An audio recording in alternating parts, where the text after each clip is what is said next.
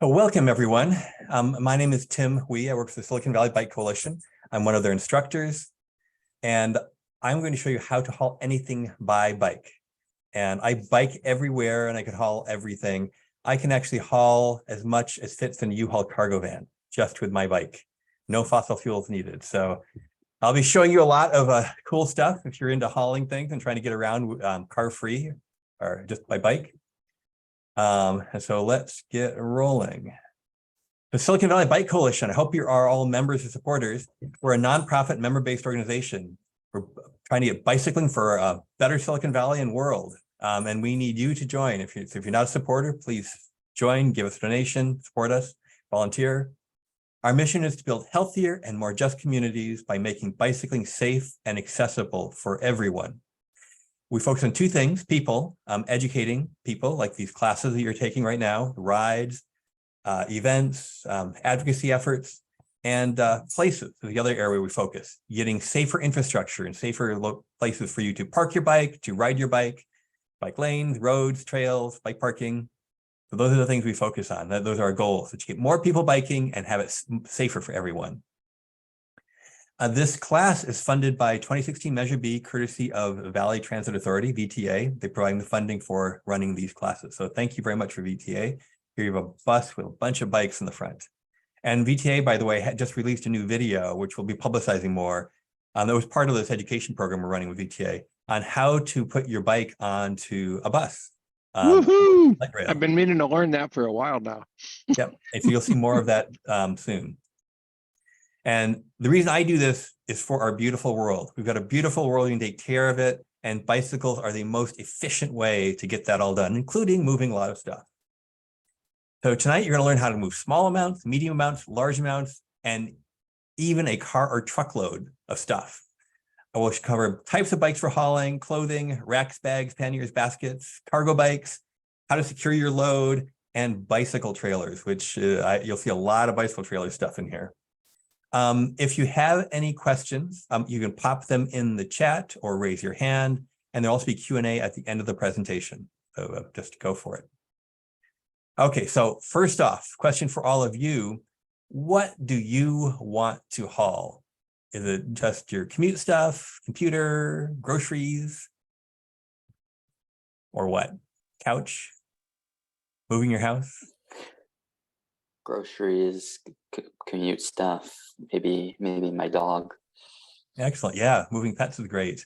The groceries in the chat, sound system and tables, and tent for small events. Awesome. Garden, what are they called? Garden accessories, like a 5-foot tall tomato cage, which is maybe up to 18 inches diameter. You can lay that on its side, I hope. You don't have to stand it up necessarily. Yes, you can. Yes. Okay, yeah. Not like with a live tomato actually in it. I've been carrying it in my fingers beside my bike, and that's hard on the fingers. That is hard and a little dicey if it gets trapped, caught in anything on your bike as well. Yeah, and the route does not have any traffic, fortunately. So oh yeah, I wouldn't be able to do that if I were making corners and signaling. I'm seeing laptop bag, class equipment, other bikes, boxes. Excellent. Okay, got a lot of great stuff to haul here. So let's go over this. So what kind of bike do you need? Well, as it turns out, just about any bike you can haul with, but some bikes can haul more than other bikes. So on the lightweight side, carbon fiber bikes are really finely honed racehorse kind of bikes. They're very delicate. I don't usually recommend using a carbon fiber bike for hauling because you damage them the wrong way and they break. And when you're hauling stuff, things get banged around. Aluminum, titanium, they're okay. Some aluminum bikes are sturdier than others. So depending on, again, how refined, like a racing bike or super light bike, again, kind of delicate. Steel is real. Steel bikes are great. They're sturdy. They fall over. You can bang them. They just don't get damaged very easily, and they're very, very strong. They are heavier, but you need strength when hauling stuff. That just makes a big difference. So most of my bikes are actually steel, but I have some aluminum bikes. I don't have any carbon fiber bikes. I've tended more toward the practical end of biking. Hybrid and city style bikes are usually really good candidates. They're usually very sturdily built. They have fenders and they've got attachment points to put racks on. Touring bikes are awesome. So you'll see some pictures of my touring bikes during this. And my old touring bike is now my main hauling bike because it is a nice, sturdy, stable beast for hooking stuff up to it. Cargo bikes are great, both for carrying stuff on the bike and also they're really strong, so you can hook a lot of things up to them and they're very sturdy. So those are all good choices for bikes. As far as clothing, if you're doing a short haul, you can just be wearing any normal day clothing, whatever you want, whatever you're comfortable riding in. If you are going a medium to a long distance, though, with a big haul also, it really helps to have clothing that keeps you warm or cool and handles sweat or dries quickly, depending on the weather. So if you're hauling a lot of stuff with really heavy load and really building up with sweat, bike shorts and jerseys, which I wear a lot because I do a lot of long riding, both distance and hauling a lot of stuff. They're optimized for long, hard rides where you sweat a lot. You just need to get rid of a lot of perspiration. So yeah, for a lot of people, the jerseys look like you're, a racy club rider, but I wear it because it's just very practical. Because I can just sweat. I'm generating so much heat when I'm pumping away, pulling my loads. Okay, so the rules of the road, I need to mention this because all of our class, we need to say, you've got to follow the rules of the road. And the short answer on the rules of the road is behave like a slow moving car and you'll generally be okay. For a lot more details on how to ride safely, take our biking basics class for a 1-hour version, or really highly recommend taking Smart Cycling Part 1 and Part 2, which is a 3-hour classroom part followed by a 6-hour on bike part to really learn the rules of the road and how to be safe on your bike. Highly recommended. So quick note on that. So here's first up, like this is a really easy way to carry some stuff. Just pop a backpack on your back. That's simple. You can put a laptop in there. You can see a bottle here. A downside to this is I sweat a lot when I bike and I get really hot when I have a backpack on. So this works because like for a student, a short distance, not so bad. Going longer distances, it can be an issue. And if you're hauling very heavy stuff, it really pulls in the shoulders and then you're limited about how much you can have on you. I really prefer to put stuff on my bike when I'm hauling rather than on the back. So here's just a very tiny little bag. This is my tool bag that fits underneath my saddle. Small little haul, right? Just tiny little haul. But I have my tools, my spare tube, and whatever I need to fix my bike with me at all times. This is actually on my touring bike. That just stays there. And some of my other bikes, even my racing bike, I've got a little tool bag there. So I have what I need with me. That's just a very tiny haul. Going up in size, this is on my touring bike again, on one of my touring bikes. This is a front handlebar bag. These are great. This is a fairly pricey one. It's very waterproof from a company called Ortlieb. It has it's very bright visibility wise. It helps you be visible. It also this one is reflectorized. So at night it just pops when a headlight hits it, which is really nice. Make you very visible. I'm gonna see a map pocket on top, so I can slip a map in there, or I can slip my cell phone. I can slip stuff that I want to see and keep away from dust, dirt, and water. And these are really handy because they flip up. The top flips up. And I have, this is like, I call it my feed bag. I have food in there so that while I bike, I can eat while I ride. And I can put my wallet in there. I got my sunscreen, a couple other things I need like during the day or immediate access to. It's right in front of me. So while I ride, I can get access to it. And here you see also water bottles. Water bottles are good when you're hauling stuff because you need to hydrate yourself. So I've got a lot of water bottles on this particular bike. Okay, now they're moving up from that. You have just a basket on the front. This is very practical. And you see this bike here has a front rack, just a lightweight front rack you can strap stuff to. It has a rear rack also. Rear racks are really helpful. You can strap things to them. You can hang bags off the side. There are a lot of rack variations. Go to your bike shop. They can help you pick out a great rack. Pay attention to how much you want to put on the rack. All the racks have weight capacities. So this is a very lightweight rack in the back here. It doesn't have, only has 2 struts supporting it in the back. This one, it's just is supported on the brake bolts. This is a very light rack also. So rack that's mounted down here to the hub, usually with there's some eyelets down here you can mount racks to. Those make it stronger because they're landing on the axle. These baskets are really practical. You can just throw stuff in there, like your purse, whatever, and you can see you have it with you as you ride. When you toss a purse or something to the back and say bungee cord it on, if it falls off, you may not notice. And when stuff's in front of you, it's really handy to see where it is and that it's safe and someone hasn't grabbed it or something. So yeah, so this is a very practical way. And this is a kind of a city bike right here you see. So here is my former touring bike that's now my hauling bike. You see I've got a nice strong front rack here with the multiple struts supporting it. So I put a load there. Actually, I use it as a mounting point for my lighting systems. I ride a lot at night and I have a video camera up there too. Lots of lights. At this time, I had these baskets back here, these white wire baskets. They're heavier, but they're super practical.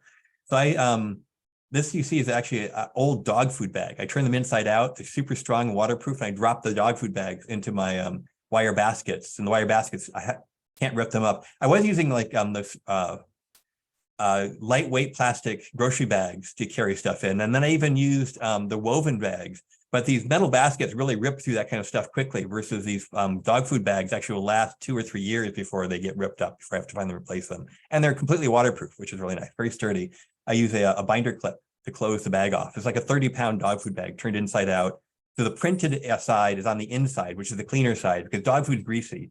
But the dog food also, the greasy part is water repellent as well as being plastic. So it just helps keep the water off. So these baskets, as I mentioned, these are actually like 25 years old when they finally failed. I couldn't repair them anymore. So I got some new ones. But I had these mounted with the Silicon Valley bike thing on the side. And then here's the bike with my replacement. I got a new set because the other ones were just falling apart. I couldn't repair them anymore. So I got some brand new ones. I haven't mounted the Silicon Valley bike sign on the side again. And here you see, actually, I'm shopping. This is my shopping cart bike. So I take this bike inside in stores with me, so I don't have to worry about security. This bike goes where I go, so it's much faster than actually shopping by car because you can't bring your car inside. But it's more secure as well because the bike is not hanging out outside where the lock can be cut or parts taken off my bike. I've got all these expensive lights in my bike. I've had my lights stolen a couple of times from grocery stores, and I've stopped locking my bike outside of grocery stores. I use my bike as my shopping cart. And if someone complains to say, you don't allow shopping carts here, it's my shopping cart. You let people bring their baby stroller in. This is the same size as a shopping cart, my bike. And you see my grocery bags back here. One bag fits each side of these baskets. And here's actually what I'm buying up here. I'm waiting for the checkout here. So this just go in.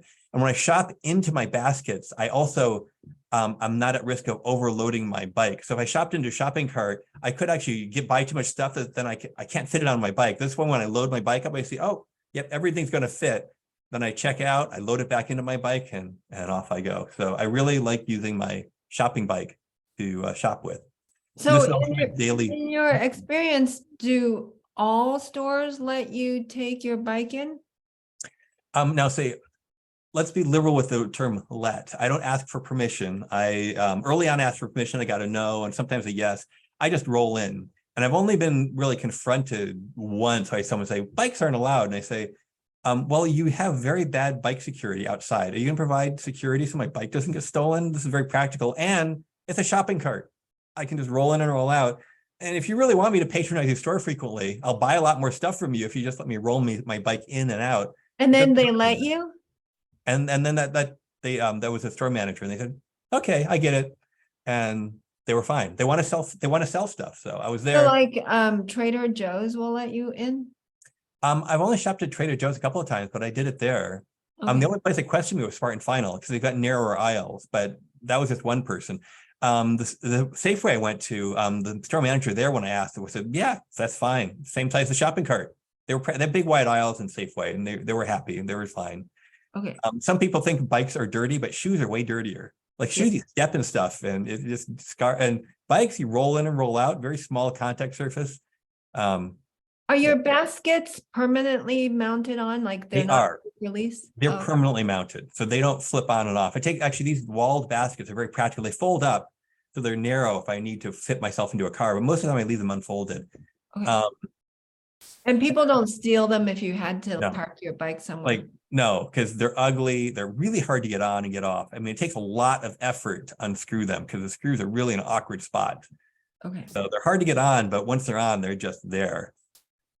So if you did want something to go on and off, which we'll get to, panniers are the way to go. If you want to mount and dismount stuff from the sides of your rack, which you'll see some panniers coming up. So quick comment about, I'm sorry, Tim. Go ahead. Just real quick comment about that. So I do a little bit of the opposite, and it works out for me. And I also think about the theft thing. I have baskets that hook onto my rear rack that they can go on permanently, but I just take a piece of industrial Velcro and wrap them around to make sure that they don't fall off the bike while I'm riding. And then I literally carry those baskets in with me into the grocery store. I park my bike outside and lock it, but I typically will take, the external things off, like a light or something, so they don't get stolen. But one fair warning about if you carry the bike basket into the grocery store, this happened to me once. I set it down, turned around, and somebody had picked it up and walked off with it because they thought it was a grocery store basket. so it's better to, like you said, Tim, is like just bring your bike in. And it feels awkward at first. Like I brought my bike in the Home Depot and I was like, this is weird walking my bike around. But then I was like, no, this is perfect. This is exactly what I should be doing.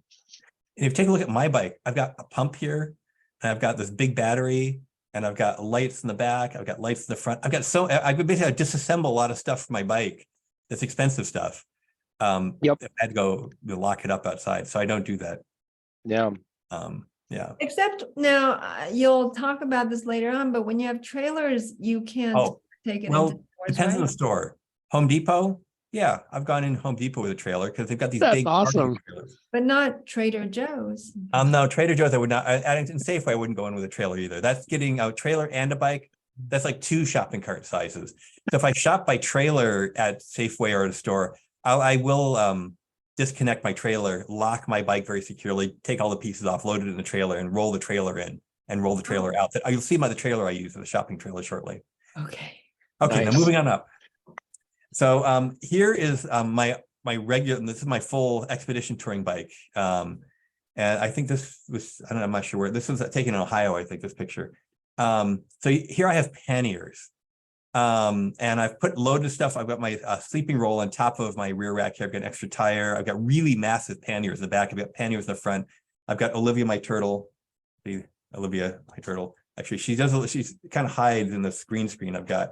I can't see her here. I've got her next to me. She's green. Yeah, so this is my so panniers. I've got so this hauls more than this basket. So we're kind of going up. And panniers are very practical when you're going long distances and need to haul stuff. And also, these are very quick to get on and off the bike. You just grab the handle and you pick them up and off. They just snap on and off the bike. So I can take the stuff and the handlebar bag. Oh, it all pops off my bike very quickly when I need to do something. Although when I was traveling cross country, in this case, I would, as much as possible, just roll my bike into my hotel room or into the house where I was staying, if I could. Now some hosts that I stayed with, they had bike parking garages and things. So then I would leave the bike there and I would just take my my panniers off and bring them inside with me just quickly. So I had my clothing in there. So yeah, panniers are great for hauling stuff and packing it. So it's like luggage more. Baskets are easy to just toss things in and take things out. Panniers are better for more travel, longer distance travel and hauling. Here's a different kind of travel bike. This is a bike packing setup. It's much narrower. It's meant for more going off-road. You notice mine was pretty wide. I have stuff side to side because I was riding on roads. But when you're riding in trails, you need a narrow profile, and also you want to stay clear. Well, with my bike, I've got fenders in all my bikes for rain and stuff. But bike packing, you typically don't have fenders. You just get muddy, and they put stuff up higher and in the frame, and they carry less stuff. This is for backpacking away from everyone. And they just organize stuff a little bit differently. But that's another variety of hauling, another kind of bike touring that's off-road generally. And then you've got cargo bike.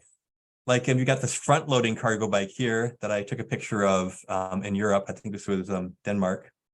And these are really practical. You see everything in your load. It's up front. It's very stable. It's very low to the ground, which is handy. Here's some folks that are carless. That's a couple. They now have kids, and they carry their kids in the front here. Of their bike. So the two of them have 2 separate bikes here. And it's this little waterproof container, holds a lot of cargo, holds a lot of groceries. Again, but a cargo bike, that's really hard to get into a store. They are a lot bigger. So I would tend to leave a cargo bike like outside, whereas a regular bike, I tend to roll it inside. Now here they were giving a presentation. We had a lot of space, so they rolled it in to this business where they were watching a presentation, and they let me take a picture of them with their this is a super cool bike. Because it has a built-in lighting system, and it has this weather or this place to put kids or other cargo and keep it weatherproof, which is really nice. Here's another variation on that front-loading bike, and here you see the whole family: 2 kids, a mom, luggage, and the dad talking on the cell phone. I took this in a picture in the Netherlands, but yeah, you can see them looking at me. These bikes are great, though. Actually, maybe this was in Denmark because it says Christiana Bikes, and I think I visited their store. At any rate, these are very popular in Europe. You see them in the US also. This tricycle setup is super stable. It can't, unless, well, you don't want to go around turns very fast, but you can stop and you're just hanging out. You don't have to put your feet down on the ground because the tricycle, the two wheels in the front, they're very stable for loads and really hauling a lot. But these bikes I leave outside because they're getting to be, close to small car size. Okay, now when you're hauling stuff by bicycle, it's really important to secure your load. And so I've got a variety of security things. Here in the middle, you've got your typical bungee cords. Like you've got the little mini bungee cord and you've got some longer bungee cords. This yellow and black one here, these are adjustable bungee cords, which are really handy because you can move this the hook in and out so you can make the right length bungee cord for the thing you need to hook. Just want to make sure you secure it really strongly. You need to actually get extra bungee cord hooks that you can just, if a bungee cord hook breaks, you can pop a new one on, or you can make your own bungee cord to your own length. Some things about bungee cords though, if they let go, they hurt a lot when they snap you. That just really hurts, and they do bend, and sometimes they're not quite the right length. My preference instead of bungee cords most of the time are actually old bicycle inner tubes. They're very soft. They can be, a lot of different lengths. You need to learn how to tie a good knot. You learn how to tie half hitches, but they won't snap you like a bungee cord hook will, which can really hurt a lot. And you've got essentially an infinite free supply of tubes that you can use to lash stuff down. Now, if you're hauling really heavy stuff, and you'll see some pictures of that, use these cargo straps, these ratcheting cargo straps like you use for a car or in a moving van. They will make sure that you have heavy loads very securely attached to your bike or your trailer. And Charlene, I saw your hand was up. Do you have a question? Oh, actually, I was lowering my hand from Oh. the last question, but I do have a question. How do you hook, if you use the inner tube, how do you hook it to something? Learn how to tie it knots. And a Oh, half hitch knot is your friend. Learn how to do half hitch knots. okay. With half hitches are just fine with inner tubes. If you use rope or other things, learn the trucker's hitch, which actually I mentioned that later on. The half hitch and the trucker's hitch are both very useful knots, not only for lashing down stuff on bikes, but also on cars and trucks. In fact, that's why it's called a trucker's hitch. Before they had the ratcheting straps, they all used the trucker's hitch with a particular knot they used to tie ropes down so that things wouldn't come flying off the truck. So I would add, first, thank you for saying what you said about the inner tubes, because I hadn't not actually thought about using the inner tubes on my own bike on the rear rack. And now I'm thinking like I should be doing that. I have the bungee cords. They're great for many things that you did mention. They aren't always the right size, so you have to play around with that. But I have used them to, as you know, haul my rubber chickens. One more thing I would add to that is back to the industrial Velcro. I got a roll, just one of those rolls of like 1/2 inch industrial Velcro that you can, pull off the roll, snip it with a pair of scissors, and it actually does help. You just look at your bike and you say, oh, like I can strap my basket and make sure it's not going to fall off, or I can strap something else, and it's reusable. So you're not, just tossing it away afterwards. Yeah, Velcro is a really cool attachment material you can use to do all sorts of creative things with. There is a weight limit though with Velcro, so you want to be careful about how much you put on it.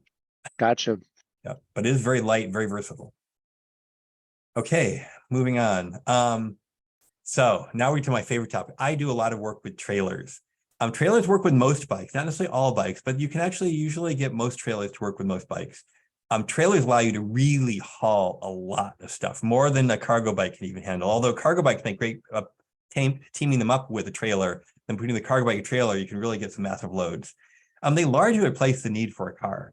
And I can haul, as I've mentioned earlier, as much as a cargo van. So I can haul more than 2 of my cars together can hold, but I can do it with 1 bike load with my trailers.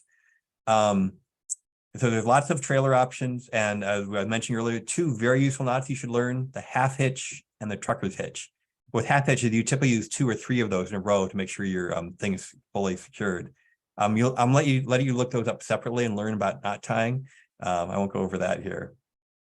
Okay, so this is the lightest weight hitch you would use to secure like a Burley trailer. This is the classic Burley hitch secured to a classic bike that does not have disc brakes. This hitch will not work with disc brakes. It works fine with the rim brake. And it's just plastic, and it just snaps onto the seat tube and the chainstay, and it just screws down just by hand. And it's fine for loads up to about 100 pounds. And it's attached to usually aluminum trailer that also had the capacity for about 100 pounds. So this trailer was the standard for Burley trailers for a very, very long time. They've since moved on to a slightly different hitch that's easier to get things on and off. But then you have a piece that stays on the bike all the time. Versus this didn't require any modification of the bike. You sort of flipped it on and it just hung out there. But it took a while to put on and take off. Here is a fully metal hitch that's secured by the skewer here. That a lot of less expensive kid trailers and other cargo trailers have used. It's very practical. The accessories are very inexpensive. I've actually standardized on this hitch for my lightweight trailers rather than the Burley one. It's not quite as elegant, but it is very sturdy, very strong, and very easy to fix and buy replacement parts for because it was used in so many different trailers. So it's this piece here that you see underneath the quick release screw. Now, one thing about this particular design, though, when it's under it tends to, when you put a load on it, it tends to rotate down, which is kind of annoying. So later on, you'll see I no longer have this under a quick release skewer. I've come up with a different way to attach it so that it's more secure and doesn't rotate. The other hitch designs, like the new Burley hitch design, comes underneath the skewer, so it can rotate. It's already down underneath where the weight is, which is really nice. Again, it's limited to about 100 pounds. This hitch can be rated for up to about 200 pounds because it's really strong metal. Tim, is that the brand name for that? Is it Bontrager? Oh, the Bontrager is The last name picture. for Trek stuff. Oh, so that's There's not the a brand. lot of different names. Look on Amazon, look up bicycle trailer hitches. You'll see this hitch pop up. There's like, I don't know, 10 or 20 different manufacturers now. There is no. I managed to get some hand-me-down trailers, but they've always had extremely cumbersome. I had to take screws out to put them on the bike. They're usually attached below the bike seat. And that's, you're showing axle attachments. Either here. axle attachment. I prefer axle attachments for almost everything. The bike seat attachments are quite high and make your bike less stable. Yeah. And the axle attachment's really solid, very low, very secure. It works well with you when braking. So you're sort of lined up with your But bike. you don't have to disassemble your bike to get your trailer off. Yeah, And that's you what don't was wanna do that. happening with the trailers that I've got in my backyard right now. So this is actually my Burley, which I've redone. I took the Burley hitch off and replaced it with this other hitch that went to the metal joint there. And just popped in on it. It was very nice. So that hitch just popped in. I took one out and put the other one in. This actually also showing that this Burley trailer I use has a wheel in the front that I can flip down so I can use it like a stroller. And then I can flip it up when I put it on the bike, which is really handy. Let's see. And here are my two trailers. So these yellow ones, my old Burley, I used to haul my kids around in it. I just took the seat out of it to make more cargo space available. And so it's a great weatherproof cargo trailer, which is my standard shopping cart trailer if I need to get a larger load from the store. Although now that I shop by bike, I tend not to go for the large loads. I tend to go for just what I need for the next day or two. And then I have fresher stuff rather than be doing the big load where some stuff is spoiling in my fridge. I shop more frequently. Don't you also haul your Bluetooth speaker in that thing? I wonder why how one or actually I can haul both of my larger speakers in, so I need to. But then this black trailer is much sturdier.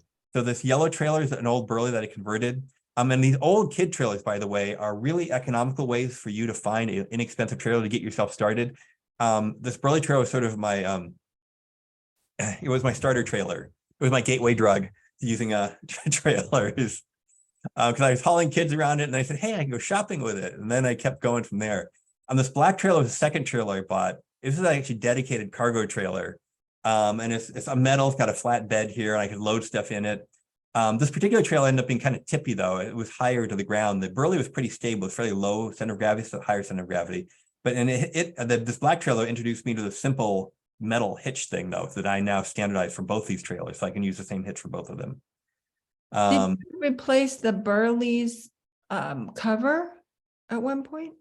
Actually, I've gone through a couple. I had a solid cover that I ripped, and I actually I had a seamstress make a new one using the old one as a pattern. Oh. And I've got a screen one that I use if I carry my dogs in it, so they get airflow and can look at things. And then I've got the fully rainproof cover that's all solid if I just need to haul. If I don't, because the screen rips more easily than this does. And here you see the Burley is nice and bright with reflectors on it, which is really important. Make sure you're very visible. With the black trailer, black blends into the asphalt. So I've put a nice big slow moving rectangle in the back to make sure everyone really sees me. And this really pops at night too. You notice my bike also, I've got one of those in the back of my bike. So I've got lots of big reflective surfaces that are very visible during the day to make sure everyone really sees me. And in this burley, I often just use an old sheet and I lay it down because my the floor of my trailer, in this case, my shopping trailer, you can kind of get a little grody sometimes. I've washed a couple of times, but it's easier just to lay down a clean sheet and put my groceries or my vegetables. I go to the farmer's market, I just put stuff in here. And when I'm done, I can pop this out and then I pop the dogs in. They've got a different kind of covering I use for them. You like some dog blankets and pillows and stuff they like lying in the bottom of the trailer for them. And you see I carry an extra tube here for the trailer in the trailer. So it has its repair supplies kind of local to it. Okay, so I mentioned that this hitch rotates down. So what you're seeing here are actually 3 different trailer hitches.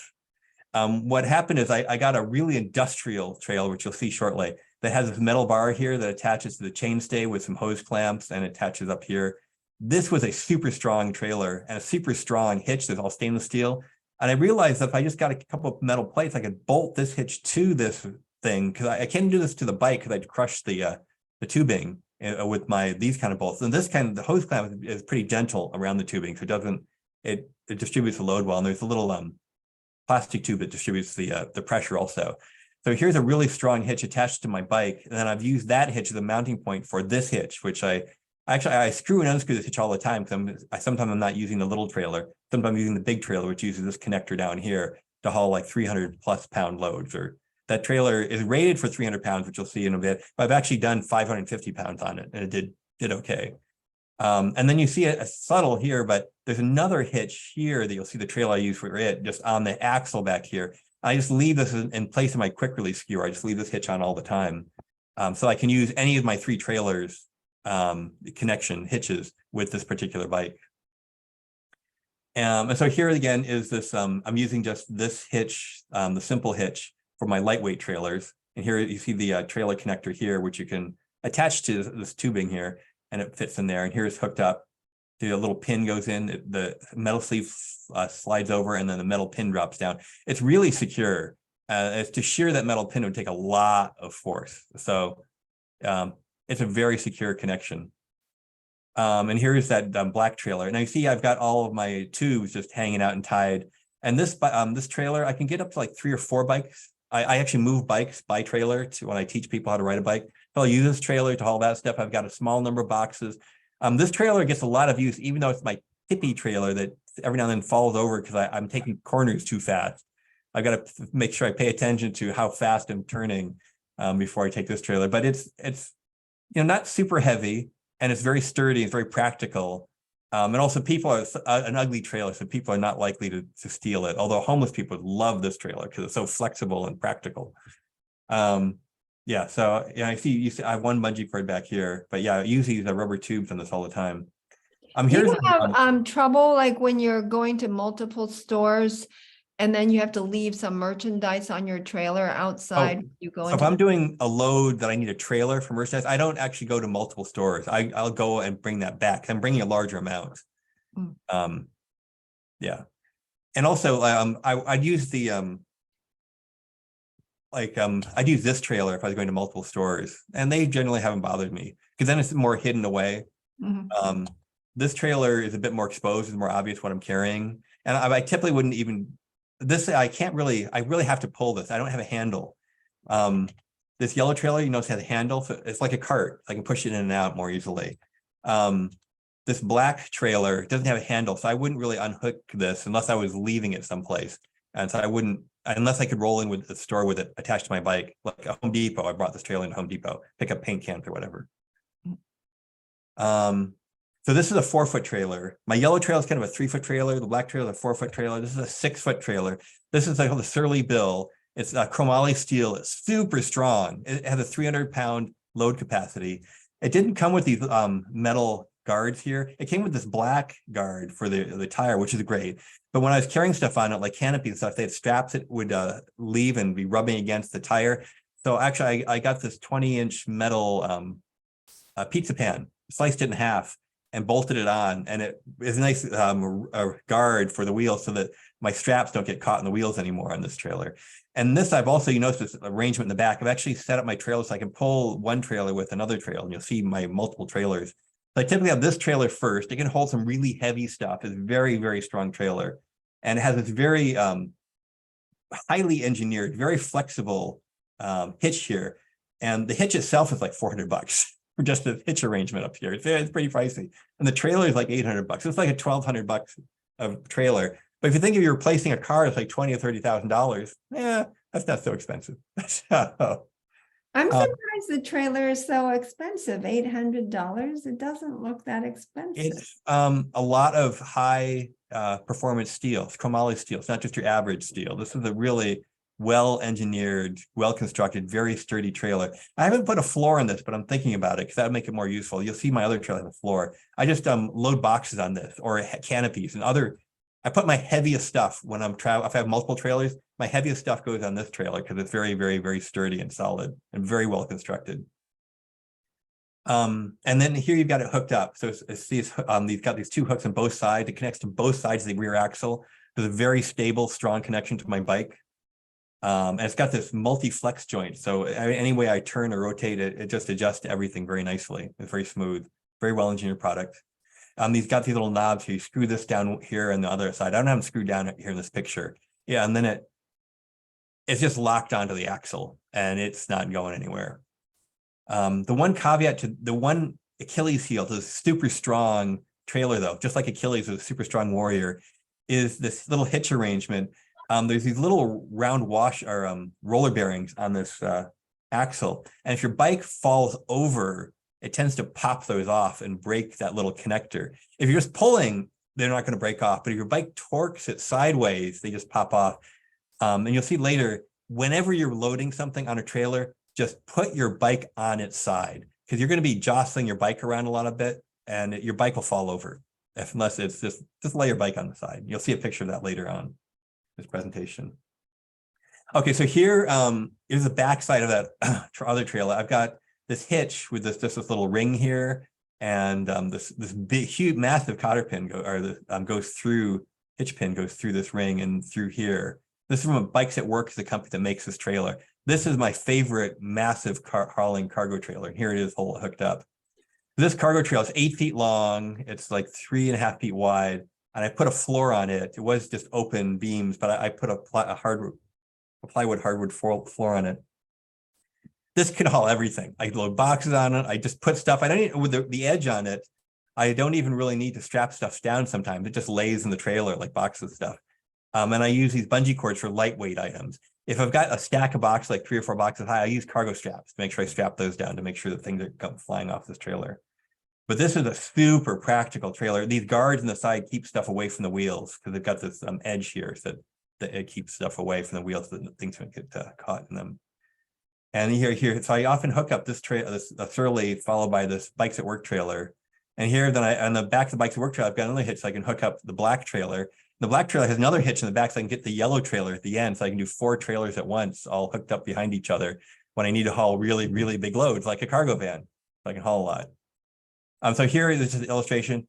When you're loading up your trailer, lean your bike on its side, just lay it down so it can't fall over, and then you can load your trailer up and not worry about the bike flipping over. And yeah, this trailer taught me just do that, because I kept having my hitch like snap and break. I figured out how to fix it, but it was just a pain. So and even with my other trailers, having a bike fall over just bends stuff and bangs the bike around. Just proactively lay your bike down gently, and then the bike's happy. And typically the trailer, the trailer arm will be lying on the ground at that point, so it's not stretching your bike out. So here I went to Home Depot, and in this case, this is early in the pandemic. I didn't even go inside. I waited in their curbside pickup for the thing. They came out, they put it in my trailer, and off I went. I set up banners for AYSO. I've been doing AYSO for like 25 years. So the one thing I still do for them is I put up and take down their banners. So I use this black trailer to have the banners all laying there, and I go around and I set the banners up. One thing about a trailer, having a 2-legged kickstand is really useful to keep your bike perfectly vertical. It makes it much easier to attach and detach the trailers. And if you load lightweight stuff like banners in it, then you can just leave the on the bike upright. But if you're loading heavy stuff again, lean your bike, just put your bike on the ground and load your trailer up and then pick your bike back up. So that you don't have to worry about the bike falling. But two-legged kickstands, this is from Pletcher. There's a couple other models also. I like these two-legged kickstands, a little heavier, but very practical because they keep your bike very vertical and aligned with whatever you're taking on or off. So I like this kickstand. So here I'm hauling a filing cabinet to work. You see it loaded here. I've got cargo straps now for this. It turns out I really didn't need the cargo strap necessarily, although it did help keep the load centered somewhat over the rear axle. And now if you're starting to haul heavier loads, just like you do with a car trailer, you need to make sure that they're front loaded. You want more weight on the front than on the back, because if you have the load on the back and would lift up the front, you'll end up fishtailing, and that happens on the bike just like it does in a car. And just like in a car, it can cause you to crash. So you want to make very careful. If you have like a lot of trailers in sequence, you want to make sure all of them are set up so they all have more load in the front than the back. So when I do like my 4 trailers in a row, I'm balancing everything to make sure that it fits. I'm trying to get the heaviest stuff over the axles. That's the most sturdy place. I don't really stress myself out with a really heavy load on the tongue of my trailer that would, hurt my bike more. I'm keeping everything balanced, but everything front load in each of those trailers going through. And cargo straps, they're great for lashing stuff down. So here I did a bike lesson for a lot of different people. So I had to have a lot of different bikes. I used my biggest trailer to haul like 5 different other bikes with my bike. So I could, teach some people how to ride bikes. There's some adults and there's some kids that I was teaching in sequence there. Here's Charlene. You borrowed my trailer. She has a sound system that we, strapped down with cargo straps, make sure it didn't tip over. This is my biggest speaker, and nice May is Bike Month, banner on the back here. So, little Charlene could even haul a big trailer with a lot of stuff, and it worked. Yeah, with no problem on flat Sunnyvale roads. Yeah. So, but I have to bring up, Tim, I've seen you do this with your banner before, and we witnessed this on a windy day. Yes. Yep. Yeah, you have to be careful about the banner becoming a sail. Yeah, you have to be careful. And my 6-footer trailer, I've gotten that more tippy. This trailer is harder to tip. This is a pretty wide stance trailer. It's pretty low to the ground, and the speaker is moderately heavy. So this actually provides quite a bit of inertia. So this setup isn't likely to blow over very easily, but just by itself, it's a big sail. Yeah, I remember that. That was like, whoa, Tim. Yeah, they go around a turn.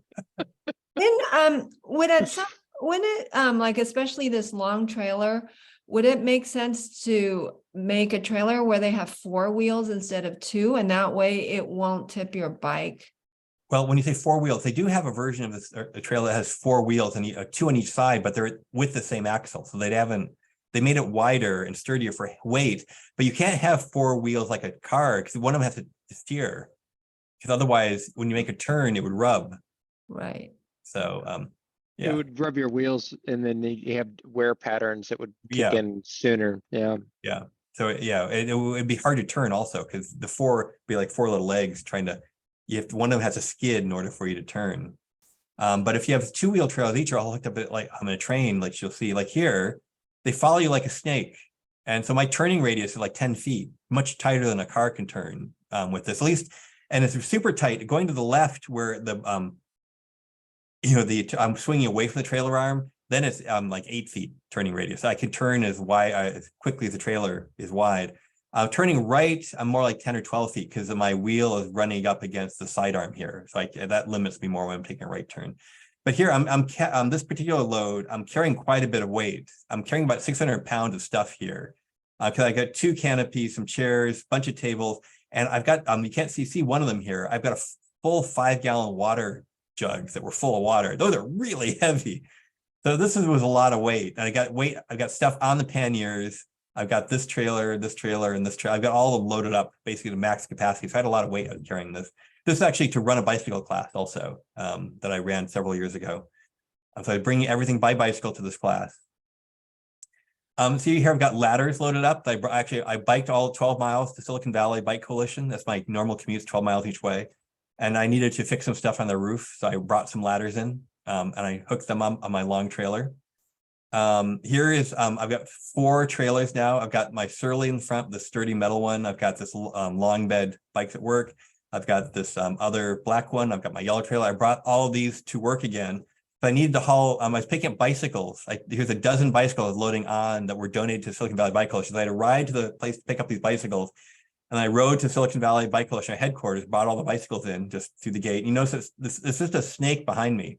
And so I can maneuver through some pretty narrow spaces and haul a lot of stuff. And, how many vehicles can you fit 12 bikes in? Or on? It's like, it's hard. Have you run into any issues where some police says you can't be this long? There's no laws. Okay. That's awesome. Not I was even going to ask covered. about the drivers and such. What kind of reactions do you get from drivers? But yeah, it'd be kind of funny. Like, no police complain. That's great. No, please don't complain. I have got a lot of drivers ogling me. It's like, holy moly, look at that train going by. This thing is like, I'm like 35, 36 feet long. So, I'm like a big pickup truck with a big long trailer behind it. U-Haul, it's Big jealous. pickup truck with a big long trailer that can haul more than I can haul. I'm just a guy pedaling. I'm not using an e-bike yet. I'm just, it's just muscle power. But you can haul pretty amazing things with my bike. But And how strong do you need to be to haul 600 pounds? you like- want to be a pretty fit cyclist for 600. That's a lot of cargo. So Thank you. I end up being like 650 is like on my max cargo weight. Because then between me, my bike, and my trailers, I'm coming up to about, a half a ton, 1,000 pounds total mass I'm moving with my muscles. And that's my limit. And that's only for very things you wouldn't even think of as hills. That's just gradual up and down. I'm not going over an overpass with that. And for the average person who doesn't do any weightlifting, how many pounds would you recommend would be comfortable? A couple 100 pounds you probably do. Never. Really? Okay. Yeah, I'm not doing over any serious hills, but you can probably do a couple 100 pounds. The trailer gives you a lot of leverage. So here's an example of someone who actually fit a canoe on the back, and they moved this wheel. This is an 8-foot trailer. They moved that all the way back. This, I'm not sure if this was actually, they must have put some cargo in here to help load it, because otherwise this would be tippy, would tip it back. But, they hauled something pretty long. They look like they've got a special little rest here in the back to rest the canoe on. Pretty amazing what you can haul. And they're people with sailboats, they strap onto their trailers and then brought them small sailboats, not big ones.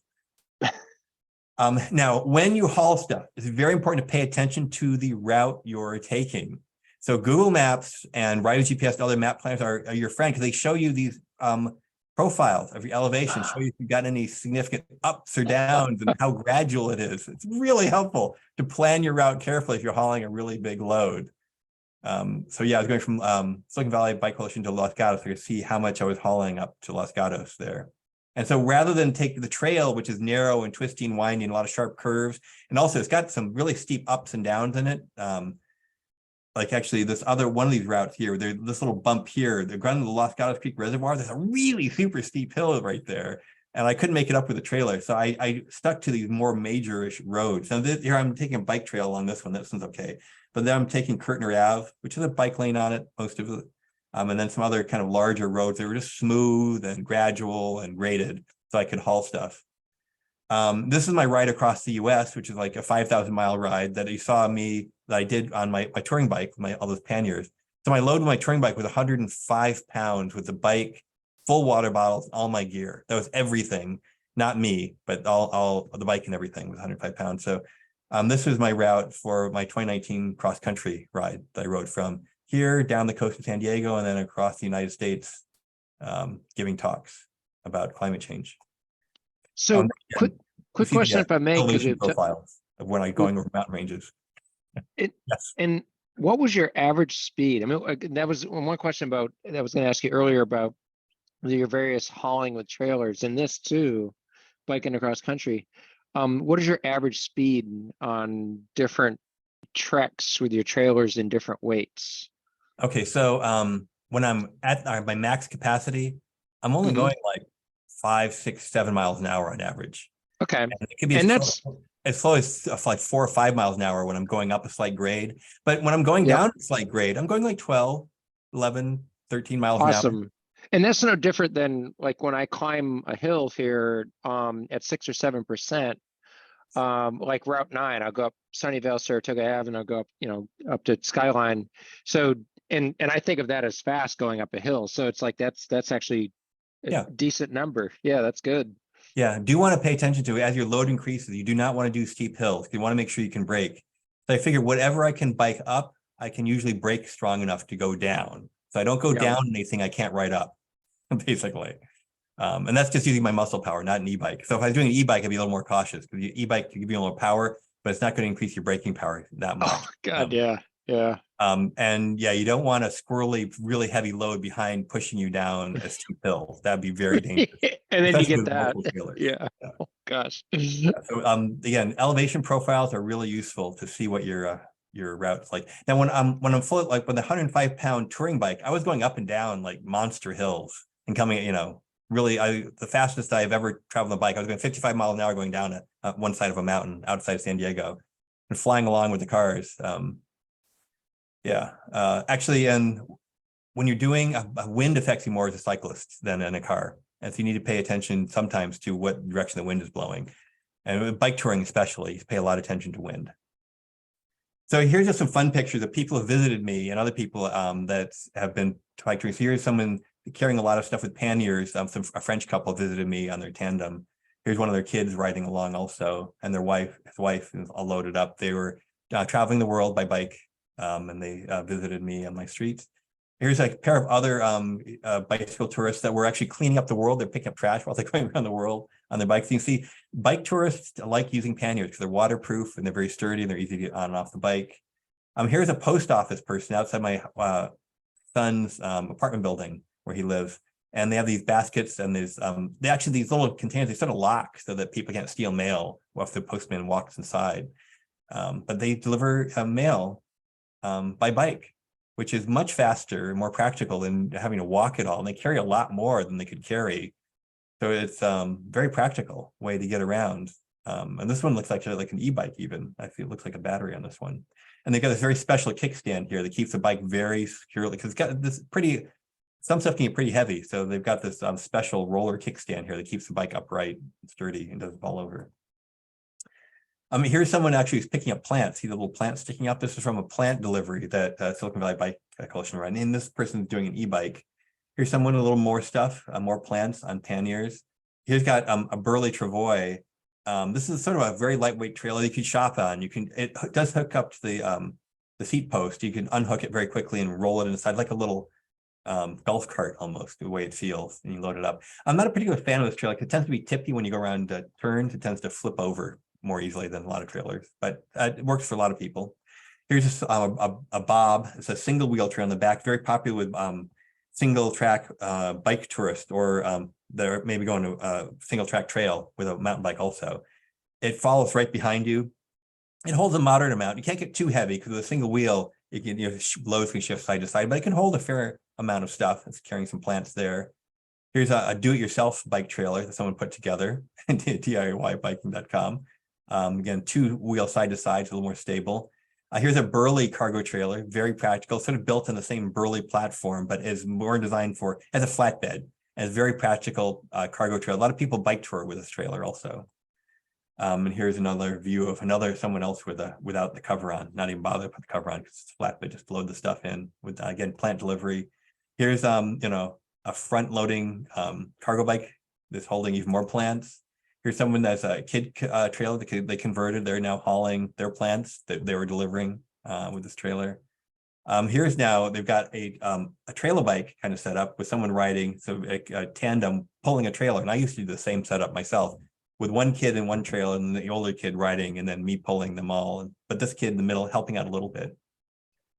Here they got baskets and trailers and a front rack carrying more stuff. He's about to get loaded up there. And here's a really practical, box kind of trailer, could hold a lot, longer bed on it. I think it was some trailer conversion someone did. Another front loaded. Here's Shiloh, our executive director, loaded up, or was greeting this one person loaded up his cargo bike with a lot of stuff. He's got panniers in the back and he's got the load in the front. He's carrying a lot of plants. And here he is, like zipping on off down the road. This is pretty early in the pandemic, so we were like masking a lot. And here's another. This is a rear cargo bike, the big rear area. This one actually has a board on top, so you can have two kids seated on this, or you can have these saddlebags on both sides. Here's another do-it-yourself creation trailer with a big plastic box very waterproof, can hold a lot of stuff, a lot of bulky stuff, just by putting it in and snapping down the lid. I thought that was a really cool trailer. Another, I think this was a kit, or it might have been a custom trailer this person put together. And that's it for all my fun pictures, and we're still on time. So go to bicyclingvalley.org/carrying. That has more information. I think that URL still works. I'll have to double check. If not, I'll make sure it works soon. It's not working currently. And Q&A. What kind of questions do you have? I've covered a lot very quickly. With trailers, start small. Just get used to having a trailer, what it feels like, and then you can build your confidence from there. Yes, Jordan. So with just a regular bike, obviously you have to make sure you're strong enough to pedal the bike, and your muscles are going to know if you're carrying too much or if you can handle it. Let's say you got an e-bike. Is there because the e-bikes will provide some amount of torque that will assist you. Is it always the torque is going to add to your strength, so it'll still follow that same sort of principle, or is it possible that you have an e-bike where the torque it provides is too small and you could potentially damage the e-bike trying to haul things? I don't think you'll damage the e-bike, because the electric motor is not going to it can't really overexert itself. It'll just max out. It can't pull any harder. That's as much as it pulls. So I don't think you'll damage it that way. One thing about an e-bike is you can go pretty fast in an e-bike, and with trailers, you don't want to necessarily take turns all that fast. So you want to be careful how fast you take turns if you have more power pushing you forward. And then if you go up a hill, so you want to make sure that you can get down the hill safely and brake properly. So watch out with those with an e-bike. But yeah, an e-bike when my legs aren't as strong will be nice because I can pull more. And we have one e-bike that's a tandem that it's nice having an extra little boost to get up and over hills. Yeah. Okay, other questions? Yes, Hans. Okay, so a comment, I'll go all the way back to your first picture of the guy with the backpack, and then I'll slide forward to your trailers. Being a computer geek and biking to places like Bean Scene in Sunnyvale, or all the way to work at VMware 10 miles down the road, I will carry my laptop with me, and I have different bags depending on what bike I choose. Sometimes I want to choose my commuter bike, sometimes I want to choose my road bike. But something that I discovered in the whole process is make sure you have duplicate cables, meaning for your computer, your power supply, your USB cables, whatever it is that you use to work on your computer, stick a couple extra cables in each bag that you would carry, so that when you grab the backpack bag, you don't get to work and go, crap, I forgot my power supply, or Bean Scene in Sunnyvale. And I've done that. So it's just nice. We all have cables floating around all over the place anyway. So it's just do the inventory of your bags and make sure they have just enough so that you can throw your laptop in and go wherever you're going to go and work. So that's comment number one. And actually, related to that comment, if you're bike touring, you want to be very methodical about how you pack and unpack and know where everything goes. So you know if you're missing something. And it's really important to have a clean spot that you unpack into, because if you unpack into sort of a cluttered spot, it's sometimes hard to spot. Oh, I forgot something. Yeah. And when I'm bike touring, I forgot one of my cables one time. It's damn, I got to buy another cable on my way. Exactly. And so it's just make sure you have a good inventory of if you do the multiple bag thing.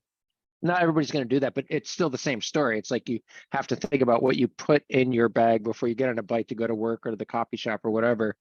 On the other end of the spectrum, you've got all these trailers, and it's really cool because it's there's a science to it, there's an art form, and you're showing us that there's all kinds of possibilities that we can exert here.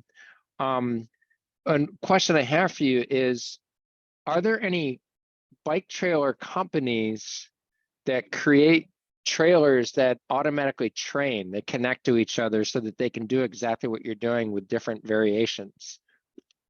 So the question was, are there any bike trailer companies that create multiple trailers of different styles that can just connect to each other? Not different styles. Bikes at Work at one point was selling the necessary hitches to hook up multiple of their trailers in sequence. So I have them. that's very somewhat unusual. I don't think they had a high demand for that because usually one of their trailers is carrying about as much as most people want to carry just in one trailer. Pretty unusual doing the multi-trailer thing. But they're not that hard. It's just simple hardware to hook the trailers up one to the other. You can just get it from a hardware store. So, and then I can mix and match my hitches. Some of the hitches or like that simple black metal hitch was very easy one to just jury rig up and hook multiple things to that. The Bikes at Work trailer itself, that hitch is pretty easy to work with. One of the reasons I have my Shirley trailer, Shirley Bill, with a very complicated hitch thing in the front is that is a much harder kind of hitch to jury rig on the back of another thing. So, yeah. Gotcha. Okay, moving on. Is that it, Hans? Yep. Okay. Okay. So Pam. Okay, so this will probably tell you something about my skill level, but what's the learning curve on this? I can imagine myself sort of sideswiping the car that's parked, next to the bike lane, or, going out into traffic very slowly, or that kind of thing. The learning curve actually would start with a kid trailer. Like you can get used kid trailers, or maybe you have one. Those are super easy. They're very lightweight. You almost forget they have it behind you unless you're in a windy situation. Then they're like a little small parachute behind you when it's really windy. But they're really lightweight. They're easy way to try it, and you can get a trailer for free. And if you don't like it, you can give it away to someone else. Then if you get addicted, like I did, then you can start venturing into the more bigger trailers. So a kid's trailer you can either get for free or at a very low price, or someone will give it to you on trashnothing.com or Buy Nothing Group or Free Cycle, or lots of places on Nextdoor. You just say, hey, anyone have a trailer you no longer want? I've picked up trailers that way, and I've fixed them up and given them to friends. I'm a magnet for trailers and bikes. I've got so many free bikes and so many free trailers that I've passed on to others. So I used to build computers and do the same thing. Now it's bike trailers. yeah, bikes and bike trailers. Then that black trailer you saw, there's a couple of variations on that. There's a smaller one that's like 150. The longer one you see there is more like 250, 300.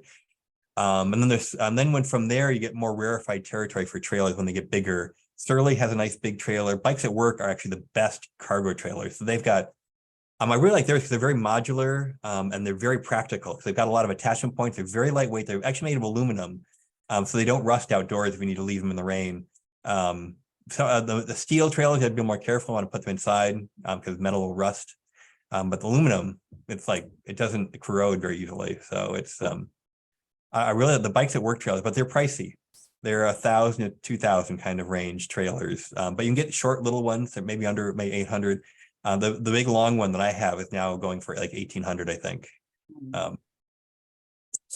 Pam, I still use a Burley trailer. I hauled my 2 children in it when they were little, and that didn't take me very long to get used to, and it's kind of short. And then I went over recently, a couple months ago, to Tim's house and started hauling his long trailer for the first time, and I didn't have any trouble for that. Yeah. Thank you. That's encouraging. Thank you. The trailers are actually pretty stable. They're very low to the ground.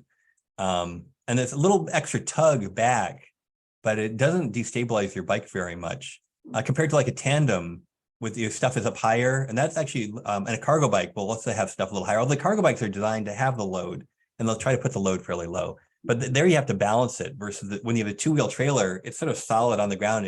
As long as you don't go around and turn fast, it's pretty stable. It doesn't destabilize your bike.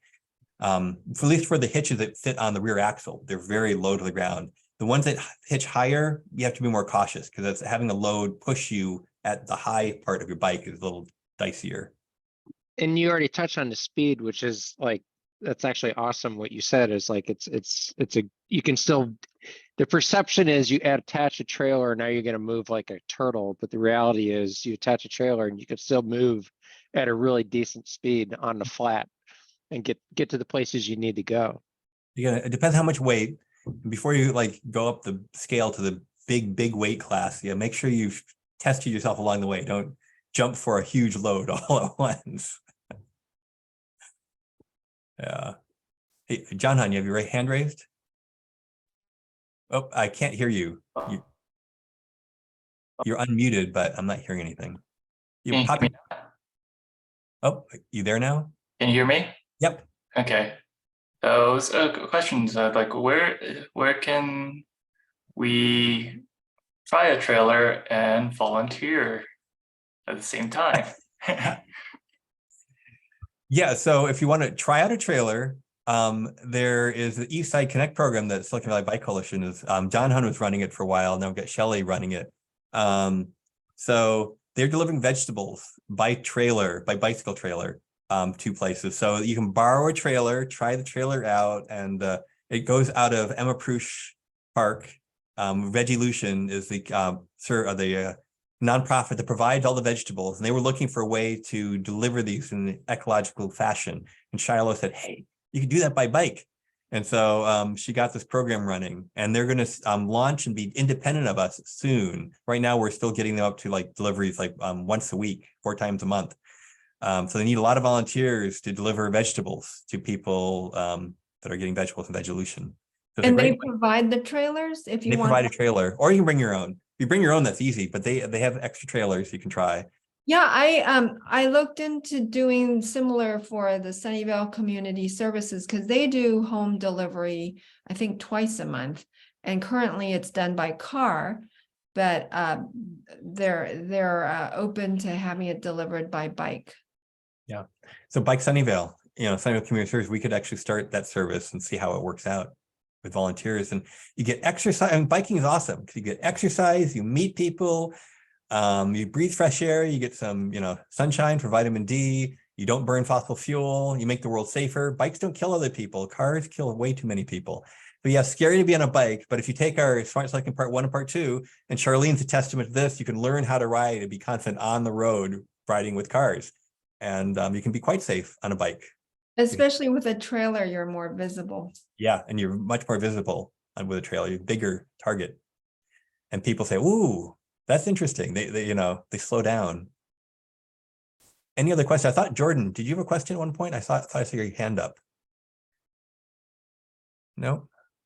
You answered my question. I was going to ask what was the best starter trailer? Yeah, these used kid trailers are great, and you can often get them for free, or you can get them at a discount. Now, a new Burley kid trailer, they're quite nice. They can run $800 to $1,000 for the nice new Burleys they've got. But Burleys, they're very well constructed and they last forever. So my Burley that you saw there, I got it in 1992, and it's still going strong. Yeah. Would it? I haven't used it, but I got a free pet trailer that I have that worked just as well. Yep. Yeah, I've got a pet trailer actually at the SUBC headquarters. I saw it abandoned on the side of a road because the hitch had broken, and I think someone didn't know how to fix it. And so I loaded on my trailer because I was hauling all this stuff to work. And so right now I bought a new hitch. I need to put it on, then we can give it away to someone who needs, or sell it, someone who needs a pet trailer.